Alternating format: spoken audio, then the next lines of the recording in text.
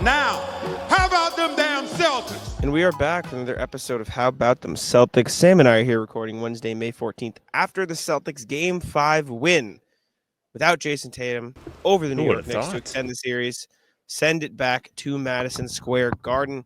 127-102 the final score. Big games from Jaylen, big game from Derrick White, big game from Luke Kornet, who had a monster third quarter. Celtics extend the series, going to go play Game 6 at MSG on Friday. What a night. Can't believe where we're at right now. Thought I was going to be sad. Thought this was going to be a very somber episode. Instead, I'm on like all the dopamine. We're back. Celtics are back. Back from the dead. Jaylen Brown. What a performance. Like this is... I don't want to like just eclipse everything else that happened in this game because there was so many heroic things that the Celtics players did as a unit, and they were tremendous as a team, and they had tremendous poise in this game to, respond in the way that they did after what happened on Monday. But Jaylen Brown had the definition of a legacy game. This was not like... I don't want to dramatize this where, like, he was a fraud if they didn't win today or he didn't, like, show out. But he was met with this challenge after the discourse of the last 2 days, which he says the team really is good at blocking out. But it was Celtics are dead, next year's dead, everybody's getting traded this summer, even Jaylen's name was being thrown in trades. And he comes out and has this brass balls game where he 12 assists, playoff career high, only 2 turnovers. He's picking up Jalen Brunson in the backcourt, pressuring him 94 feet. He has the moment where he dives into the bench. Like, he makes all of these impactful plays in this game. He makes great reads as the focal point of the offense. Like, he steps up in the most impressive way he could have in this game with Tatum not being out there with him, as he will not be out there in Game 6, 7, and the entire next year. And he looked so comfortable. He talked the talk Monday night, said they need to come out, bring it on the home floor. Him and Al Horford, I guess, spoke to the team after the Tatum diagnosis was official and prepped them for the game, had a message for them again, and he walked the walk. Like, this says a lot about Jaylen as a leader. So impressive. Yeah, Jaylen was incredible, man. Career high 12 assists in this game, 2 turnovers only. The way he was picking his spots, picking his matchups and executing was beautiful to watch. He bullied Jalen Brunson offensively and defensively. There was one point in this game, there were 2 plays in a row where the Knicks started guarding Jaylen like they guarded Jason in the regular season, where it was Mitchell Robinson, I think, in like this drop defense. And Derrick White and Peyton Pritchard just ran this great little action where went to set the screen, didn't set the screen, kept running out to the 3-point line. I couldn't tell if it was a ghost screen or like they slipped it or exactly. Like I didn't know if they actually set the screen or not. I would have to go back and look. But Jaylen just got the 2 bodies on him, dished it right out to the 3-point line for an open shot for those guys. Like, every single time he had the chance to just make the right play, he just made the right play. This was not only like a great game in this spot for what you needed from Jaylen, but a great omen and a great indicator of what the Jaylen Brown led Celtics can look like next year, right? And we're not going to get too much into that because it is, in the middle of a playoff series. They have a Game 6. They are, I don't want to say necessarily right back into it. I don't know if I'd still pick them or to win the series or anything like that because, you miss your best player and that's going to make things tough. But I feel better than 4 hours ago. Yeah, obviously. But the fact that Jaylen was able to come out and perform like this with the defense so clearly pressuring him a lot, maybe not as much as they pressured Tatum throughout the first few games, but a lot, was extremely impressive, and he deserves a ton of props. He was the best player on the floor for the entire night, and that's with Luke Kornet's 7-block game and Derrick White's 30 ball. Yeah, I am so impressed with Jaylen today. Like, I am probably going to say it for the entire duration of this recording. That was an I'm the captain performance. It was a Celtic legendary performance. I don't know, man. People are going to look at the box score and be like, 26 points, like, that's an average day in the office for Jaylen. Sure, but I don't know. He did it with a lot more pressure. This is a go-home game. He had the assists, too. He was defending. Like, he galvanized the team tonight, and it was felt by everybody. I just have a tremendous amount of respect for what we saw from him. And it calmed, as you said, like, it calms the nerves going forward, too, knowing, like, Tatum is not going to be out there. He's not walking through the door, right? You have Jaylen still. Like, this was a damn good team performance today with Jaylen at the helm of it. Like, can he do it 2 more times? We'll have to wait and see. But you said it, good omen. Good sign of things to come, even if it's outside of this series. Like, feeling a lot better. Thank you, Jaylen. And I would rather 26 points on 17 shots than Jaylen forcing the issue, which was largely the problem. I mean, Jay King asked about game 7 of Celtics Heat in 23. Like 3 years ago, Jaylen definitely would not have had this type of performance. So the fact that he only had 26 points, in my opinion, is more a testament to his willingness to set up his teammates, which the 12 assists reflect. So big credit to Jaylen. Luke Kornet is probably next up, which is ironic because Derrick White had 34 points in this game. What an incredible turnaround for the Celtics. So first half, Joe Mazzulla plays Kristaps 12-ish minutes, Luke Kornet 6:30, and Luke Kornet doesn't even play in the second quarter. They go with Kristaps, and Kristaps looked horrible. I know he's sick. Joe Mazzulla after the game said, like, yeah, second half he couldn't breathe. Like, there's clearly something very wrong with Kristaps.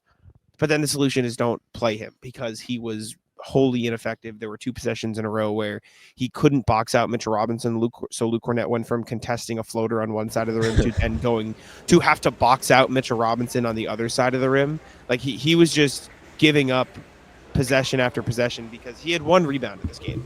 Porzingis did. It was a defensive rebound off a Knicks missed free throw that landed in his lap, right? To go from that to Luke Kornet in the third quarter, 5 blocks in the third quarter, rebounding everything, working in the dunker spot and cutting off the ball to occupy space effectively to give his teammates space to work.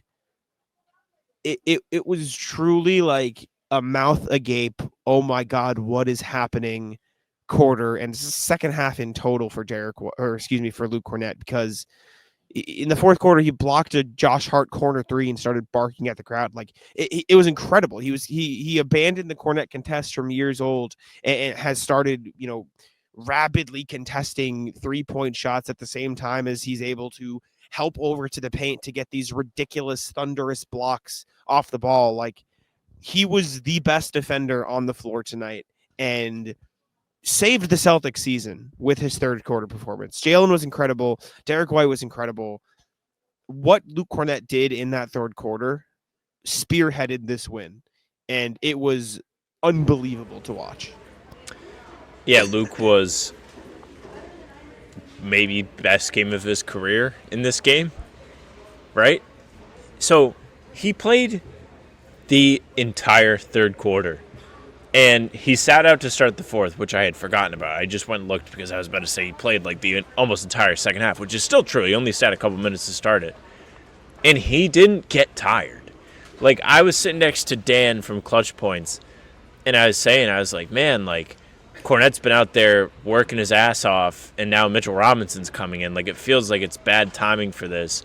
And yet, he was still getting his hands on rebounds, tipping it to his teammates. The Celtics did a great job of rebounding as a team in this game. That was one big question mark we were all thinking about going in, is like, Tatum's not there.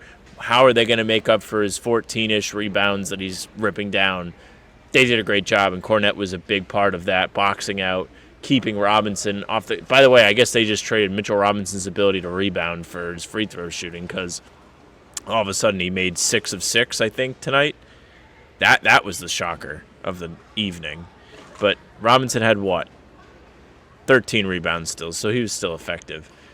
But you just didn't feel like every time the Knicks missed a shot that they were going to get it back, and that was huge. And then, of course, the 7 blocks were just instrumental in the momentum that the Celtics had. You said the third quarter, that was when they blew the game open. There was the Jaylen dive into the crowd or the bench, and then the entire quarter was just a Celtic avalanche. It was awesome.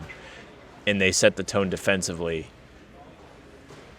what else can you say? Kornet has earned everyone's respect. He's earned every penny of whatever he's going to get paid by this franchise or another one in the summer.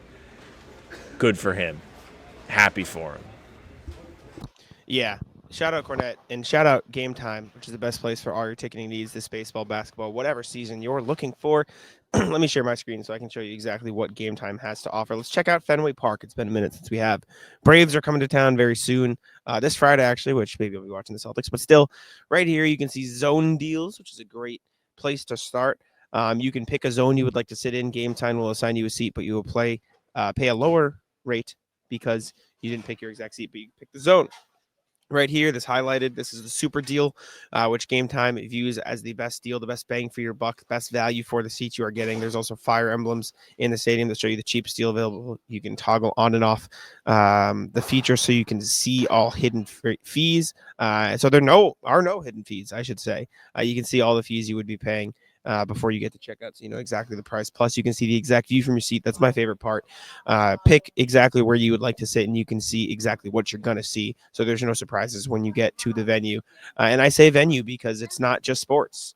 With Game Time, you can go to comedy shows. You can go to theater. You can go to concerts. Anything you can possibly ask for, you can find on Game Time. Plus, with last-minute deals, you can save up to 60% on your purchase. So make sure to check out Game Time.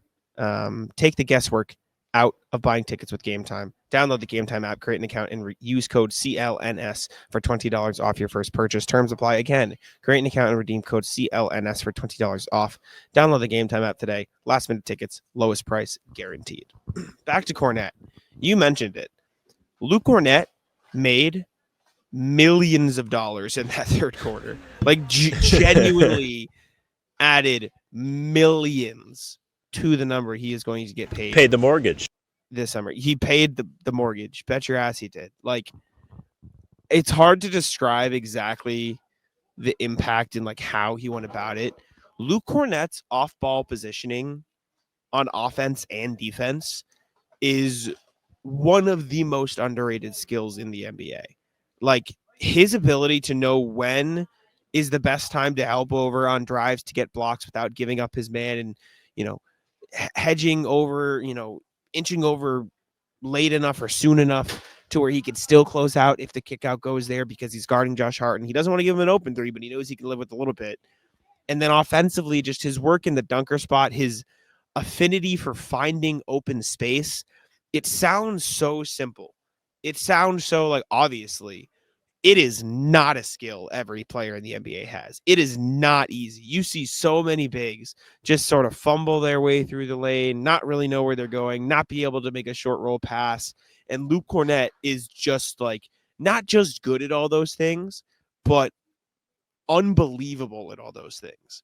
And it goes under the radar because you see, the high flying antics of athletic big or the 7'4" freak show in Wemby who's blocking everything. But having a guy who can just fill open space on the floor and no timing down to the millisecond of when to help over on defense and when to cut to a certain spot on offense and when to get out of his screen to hit the roll. Like it is such an underrated weapon the Celtics have. And it's never been more important to re-sign him than it has been right now. It's true. It's true. They need him.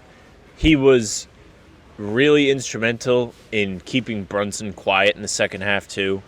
He was, as Jack said, helping over, timing it up really well where he would wait for Brunson to be at the point where he's going to pick up his dribble. Like, he hadn't picked up his dribble yet, but he was about to go to the move where he wanted to try and take the shot, whether he was in the post and he was going to shoot the turnaround over somebody like Derrick White, who's not as tall, doesn't have the reach. Kornet being there did enough just to make him think twice about it, to disrupt the shot. Like, Jack pointed out the help defense, but it cannot be stressed enough why the blocks represent some of it, but looking at the low percentages of some of these stars for the Knicks is the other half. Like, Towns was ineffective in this game. He was not good. Kornet had him in hell in the second half. There were several plays where the Celtics got stops on Towns, whether it was via block or via miss in the paint, that were momentum stops in this game, stops they could not get in game 4. They were getting stops on Brunson that they didn't get in game 4. And it was because, hey, wow, this guy isn't able to be targeted defensively. The game at Madison Square Garden on Monday changed when New York was running left side screens for Brunson to get him that entire side of the floor to go at Porzingis. And they had no answer. It was Horford and Porzingis in the pick and roll, and they had no answer for it. Kornet, he was the answer today. He was the answer for anything the Knicks had. Everything New York got in the second half was difficult. He was in the right place at the right time, and his value could not be stressed enough. I'm so excited that this moment happened for the rest of the series because you mentioned it. He started the second half. He played the whole third quarter. He played a majority of the fourth quarter.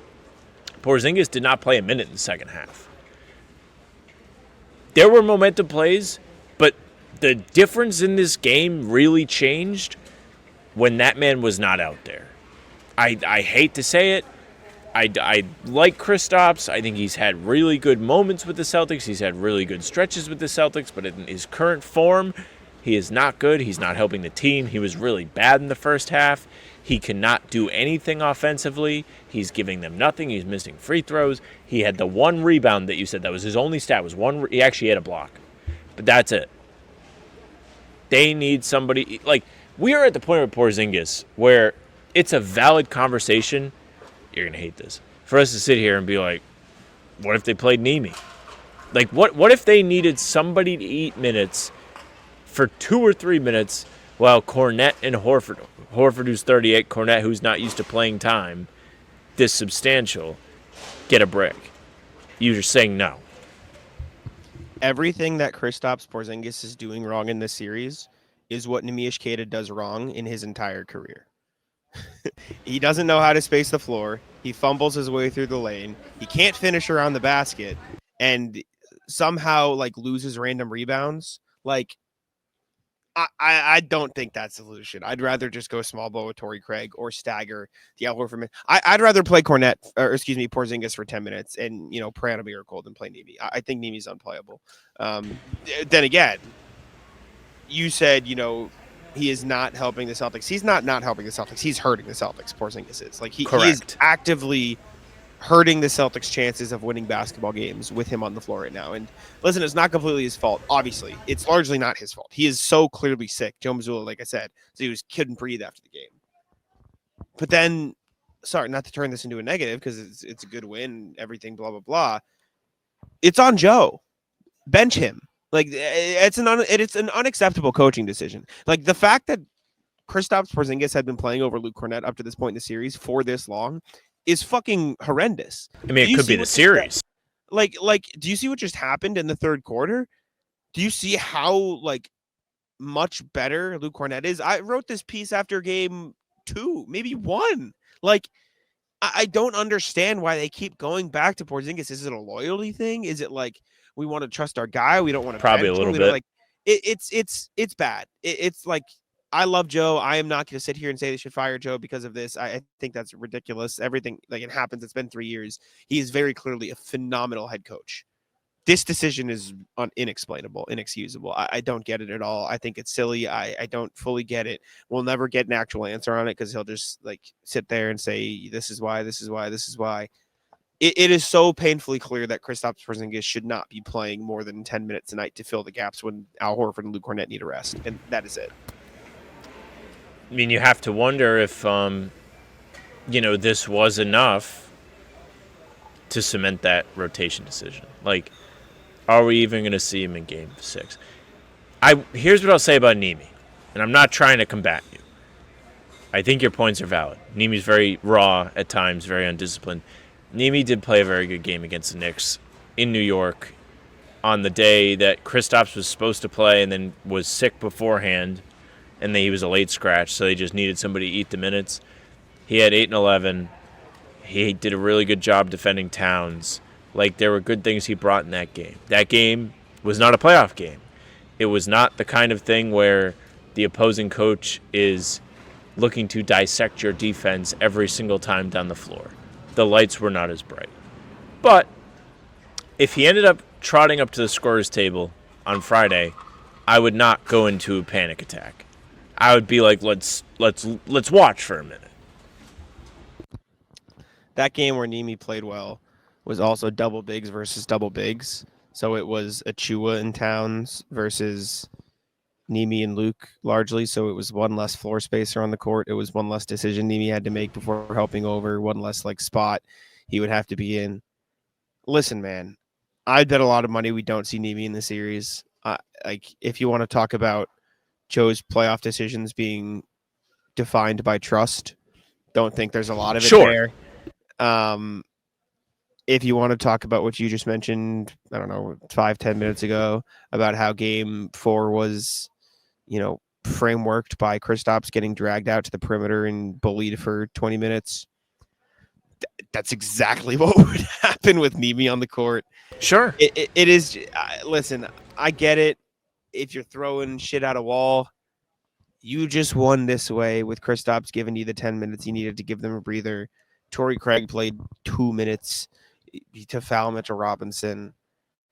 Just stagger Kornet now. Play them both 35 and rock with that. I don't think Nemi should see the floor. I think it'd be a disaster. That's fine.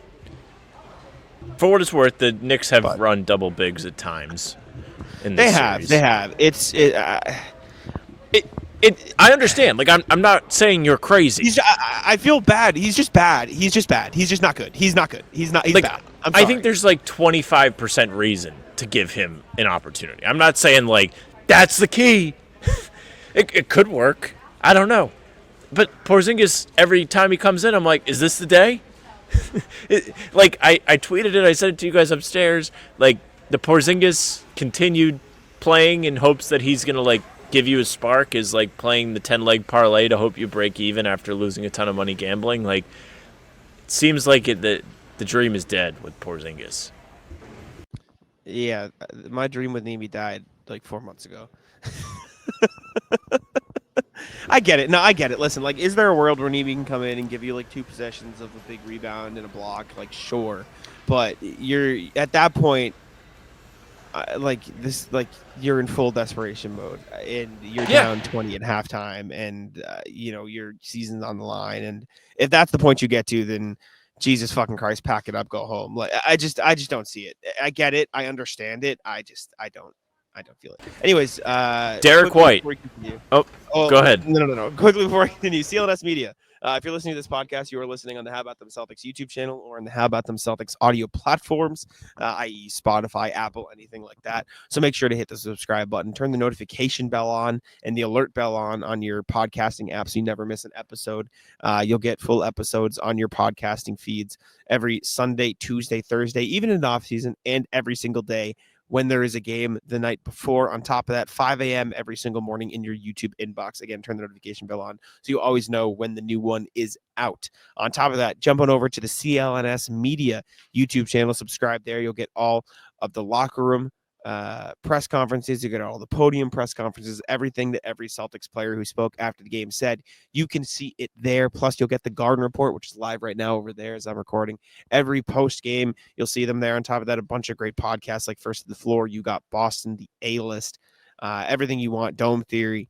It's a great network. So make sure check it out. Turn that notification bell on as well and subscribe there. But now, as you said, Derrick White, 23 minutes into our recording. The guy who led the game in scoring, 34 points, an unbelievable performance, probably the quietest 34 points you'll ever see because a lot of it was he just made a fuck ton of threes, man. He made a bunch of threes, made a bunch of great reads too, but like, shout out Derrick White. This is what you needed the whole series. 7-13 from 3.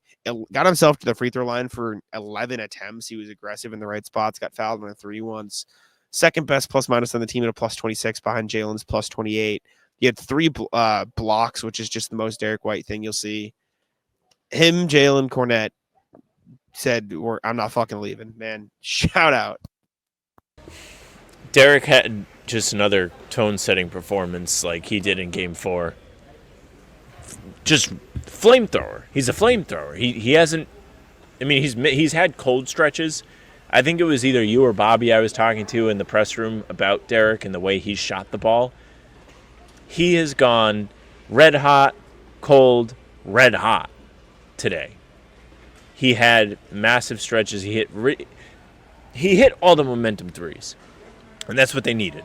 They needed it to get them off the ground today. Their offense wasn't great early on.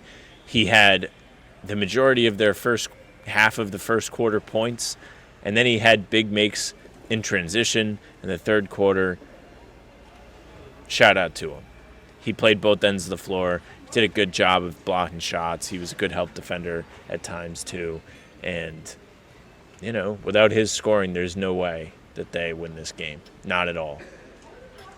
Very true. Credit. Shout out Derrick White.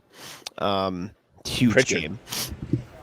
Pritchard, huge game too. Started off pretty inefficient. Still wasn't the most efficient game, but 5 of 14 from 3 for him. 17 points, 5 rebounds, 3 assists. 3 of his rebounds were offensive rebounds. Talk about the brass ball shots, man. Like him and D. White combined to shoot 27 threes, and they made 12 of them. That'll do it. The 12 were loud. The 12 were in the big spots. Like loud 12. That's why I went right to Pritchard, because White made the big ones, so did Pritchard. They needed those to fall. They needed it to keep control of this game. They needed it to build a lead. And both of these guys just made the shots to swing things. And you need that. It was something they lacked in the first 2 games. When things got tight, they never had the guy who stuck the shot when New York was creeping back. The Knicks never really made a serious charge back in this game. But the Celtics went up 14 in the third quarter, and they weren't quite able to push past that for a little while. It was like 14-12, 14-11, 13-10. Like, it was in that range, back and forth, and then they just exploded in the fourth quarter. And, those guys are a big part of it. They need the game-breaking shots, and they needed somebody to make them, and they did a great job of making them. But also the team as a whole really did a good job of being patient. There were questions at the pressers, I think Gary was asking, which were great questions, where it was like, you guys just made the extra pass in the fourth quarter, and they did it. There were plenty of times where Jaylen could have taken a good 3, and we would have looked at the film and been like, that's a fine shot. But there were just times they also slowed it down, and they were like, okay, we don't need to fire up a shot of any kind, unless it's like a layup or something, with 16 seconds left on the shot clock. They worked and worked and worked, and they controlled this fourth quarter. Wish we saw it in the first 2 games. Better late than never. Good work. Good work from everybody, but those 2 guys in particular made massive shots in this game. Yeah, Pritchard's also been a really good on-ball defender this entire playoff run, and you saw it again tonight. He was hounding mostly Brunson, but really whoever had the ball. He deserves a ton of credit for the way he's played defensively. After it felt like last postseason, he was largely not on the floor because he wasn't a great defender and get picked on a little bit. And it's easy to pick on him with a guy like Luka, who's super big, but he has taken on every matchup thrown his way and played very well on the defensive side of the ball. So credit to him for that. Underrated performer in this game because he got in some foul trouble, finished with 5. Drew Holiday rocked, man. 14 points, 7 rebounds, 3 assists, 5 of 8, 2 of 3 shooting. Like Luke Kornet, Drew Holiday just has a knack for moving off the ball and filling space. He doesn't need to be at the 3-point line. He can just kind of float around, be wherever he needs to be. At this great cut late in the game off a Jaylen drive. He got a nice layup. His defense obviously has been spectacular. It's so fun and funny to see how all regular season we're like, oh shit, has Drew lost a step? And it's just nah, he's just a motherfucker in the playoffs. It doesn't matter. Drew is coasting all season, playing fine, playing whatever, adjusting his game at the end. And in the playoffs, it's still the best fucking role player in the league, Drew Holiday. Best two-way player, best defender, incredible, ridiculously impossible to get past. Shout out Drew Holiday. He's been great this entire playoff run. Yep, and he has had a major responsibility in this series of trying to slow down Brunson. Jaylen kind of took over that today, but Drew had his hands full regardless. He was guarding Towns late in this game. He is so versatile And he was the big X factor to me when we heard the Tatum news, at least for this series, right? Like if you were sitting here thinking to yourself, if we did a video, which I understand why we didn't do it because the vibes were just not that. But like, how are the Celtics going to be able to win this series without Jason Tatum? Drew Holiday is still capable of being that guy. I think they just don't ask him to do that, and he's another one, man. Just in the right place, right time. He's a pain in the ass for teams to play against. There's not a single player in the NBA that wants to be dribbling the ball, and he's the one standing between them and the basket. And the Celtics have that guy on their team, and he's been there. And this has not been a great series for Jalen Brunson either. Like, Brunson has had moments in this series. He was tremendous in Game 4. He was good to close the first couple games. But he wasn't dominating the way he was in Game 4 for this entire series, and Holiday has a lot to do with that. And the reason why he was able to dominate in Game 4 was because they were able to take Holiday out of the equation with screens. If Holiday is impacting the game defensively and you're able to get something from him offensively too, it's fantastic news for the Celtics. And I expect Holiday to continue to at least be aggressive in Game 6 on Friday. But really well-rounded performance from him. Impressed. Yeah, that was great too. 12 points, 5 rebounds, 2 assists, solid defense down low, help with the boards, help boxing out. A lot of times on this team, the rebounds don't reflect the impact they make on the glass because the big men will be boxing out and the wings get the rebounds because they corner crash and that's how they go. How it goes. Sam Hauser, return game, 2 of 5 from 3, hit a couple big shots, actually had a nice pass as well. Torrey Craig had 4 rebounds in 3 minutes, which is the most Torrey Craig thing. And then obviously the bench guys did the bench guys things. Nemish Kid had 4 points. So the biggest thing for me that I know we touched on briefly, Jaylen Brown's defense on Jalen Brunson was unbelievable, took on the challenge. But every time any player on this team had the chance to make a hustle play, they made it. Whether it was Jaylen Brown diving out of bounds after a great defensive stand and saving a ball, or Luke Kornet saving a ball on the other side of the court, like horizontally under TV, like the same, half, but the other end. Like everyone was on the floor, everyone was diving. Drew Holiday dove to save his own turnover at one point. It was just so clear. Like hindsight, it's like, oh yeah, they're never fucking losing this game. Like after all the shit that went down, after seeing Tatum get hurt the way he did, they were never fucking losing this game. The question is now, will that wear off after a game? How will the Knicks respond? How will the Knicks change the way they're playing to deal with Luke Kornet, as silly as that sounds? And then from there, we'll have a lot of discussions to be had post Game 6. But for now, phenomenal Celtics win to extend the series and save the season. Couldn't agree more. Thrilled. Did not let's just talk about the feelings of this win. Do you feel anything? Do you feel lifted? Do you feel elation? Do you feel excitement? Incredible. The building was incredible. Yeah, I mean the building was great. It's hard to tell because I think a lot of it was the adrenaline of, oh shit, Tatum's hurt, let's win this one for him. So it's just, I don't know. I need to see how they come out in Game 6 to see if it'll carry over in a hostile environment. Yeah, I mean, this was a hostile environment for the first quarter. The Knicks fans were fucking loud and annoying, and I wish they didn't let them in the door the whole 9. But the thing about this game, and Missoula will talk about this from time to time, we've talked about this on the show, there were no expectations. If they lost today, you would probably be a little bit bummed and be like, damn, that's a shitty way to end the season. But you would have been like, what do you want? Tatum hurt himself. They're shell-shocked. All the excuses would have been there. But when you don't expect anything and then you get a kick-ass performance like this where they're fueled with energy and they kick the shit out of the Knicks in the second half, they dominate the game, it's inspiring and it's awesome. And it's why people like sports. And it's why we think so fondly of some of the teams that maybe weren't as good, like the Isaiah Thomas years. And we were like, man, that team was awesome. 2018, the rookie Tatum team was awesome because we didn't expect anything out of those teams. It was just like, oh, yeah, they're fun. They're probably not as good as the Cavs, but they're fun. And then they make the conference finals and give everyone a deep playoff run. It's really fun to watch. So, listen, I don't know what I expect out of the series, and that's probably a good thing.